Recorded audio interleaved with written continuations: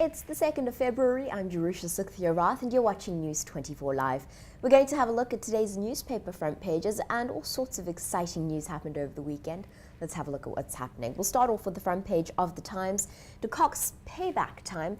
Now we know that former apartheid assassin Eugene de Kock was granted parole.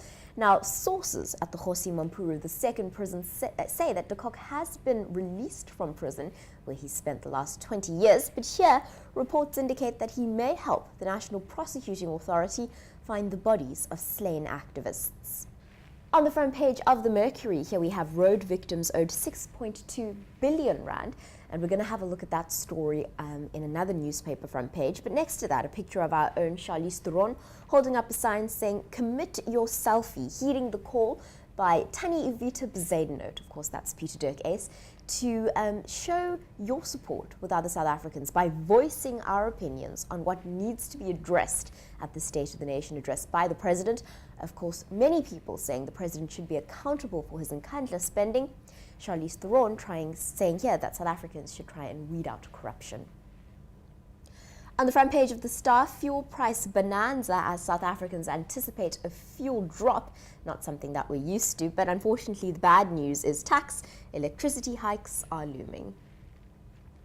On the front page of the Citizen, outlaw death traps. Now this of course is referring to South Africa's roads. And on the front page of the Pretoria News, we're going back to that story.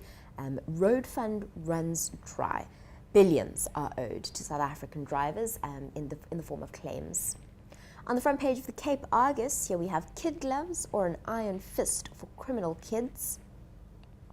On the front page of the Business Day, ANC opts to keep Eskom in one piece. And finally, on the front page of Die Burger, or not finally, two more to go, the front page of Die Burger, speaking about, of course, South Africa's very embattled key state institutions. If we move on to the front page of Beeld, here we see that Mxolisi Nxasana may be facing a chop, although he says that he is going back to work. President Jacob Zuma has announced that there will be an inquiry into his fitness to hold his position. We'll be keeping you updated on these stories and more. Stay tuned to News 24 Live.